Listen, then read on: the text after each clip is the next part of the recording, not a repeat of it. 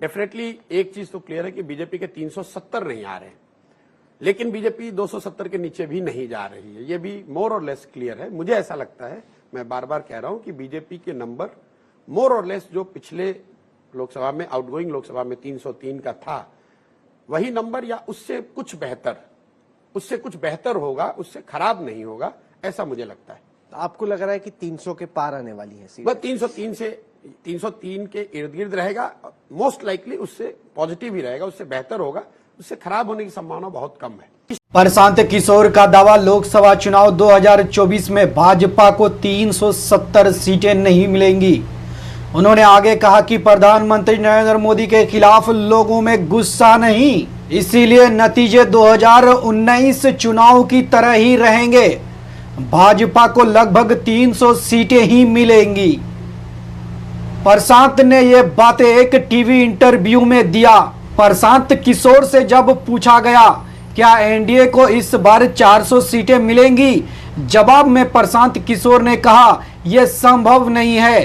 PM Modi ने कहा था कि भाजपा को 370 सीटें मिलेंगी और एनडीए 400 का आंकड़ा पार करेगी। ये बातें कार्यकर्ताओं का मनोबल बढ़ाने के लिए थी। भाजपा के लिए 370 सीटें हासिल करना संभव है, लेकिन ये भी निश्चित है कि पार्टी 270 के आंकड़े से नीचे नहीं जा सकता।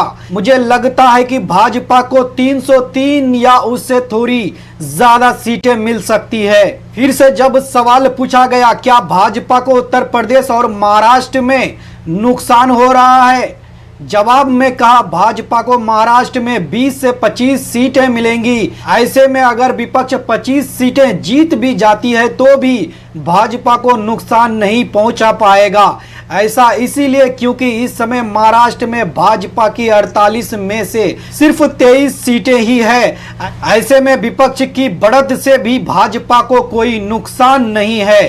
फिर से जब सवाल पूछा गया भाजपा को किन क्षेत्रों में सीटों का नुकसान हो रहा है, जवाब दिया भाजपा को लोकसभा चुनाव में उत्तर और पश्चिम क्षेत्रों में कोई नुकसान नहीं होने वाला, जबकि दक्षिण और पूर्व बिहार, बंगाल, उड़ीसा, तेलंगाना, आंध्र प्रदेश, तमिलनाडु और केरल में भाजपा की सीटें बढ़ेंगी। प्रशांत किशोर ने पीएम मोदी के तीसरे कार्यकाल में होने वाले कामों को लेकर चर्चा की। उन्होंने कहा कि मोदी के तीसरे कार्यकाल में पेट्रोलियम और जीएसटी के तहत लाया जा सकता है। विपक्ष कह रहा है इसी तरह बिहार है, जो बड़े राज्य हैं वहां पर ऐसा दिख नहीं रहा है। कुछ लोग ये कह रहे हैं भी राजस्थान में 5-7 सीटें हार सकते हैं, हरियाणा में 2-4-5 सीट हार सकते हैं, वो ठीक है, लेकिन अभी तक मुझे या जनरली पब्लिक डोमेन में कोई ऐसा एनालिस्ट विश्वसनीय नहीं दिखा जिसने ये कहा कि कोई राज्य है जो ऑपोजिशन पूरा सिरे से जीत रहा है, तो नंबर वो ऐड होगा नहीं। और वेस्ट और नॉर्थ, एक बार को राजस्थान में कांग्रेस 3 जीतेगी, 5 जीतेगी, 0 जीतेगी, वो तो समय बताएगा। लेकिन अगर आप वर्स्ट केस भी बीजेपी के लिए मान लें तो इस पूरे रीजन में वेस्ट और नॉर्थ में बीजेपी को 50 सीटें हारते हुए मैं नहीं देख रहा हूं, और ईस्ट और साउथ में उनके 20-25 सीट बढ़ रही है। तो मोटे तौर पे उनका स्टेटस को बना रहेगा और they will add some to the total which they had.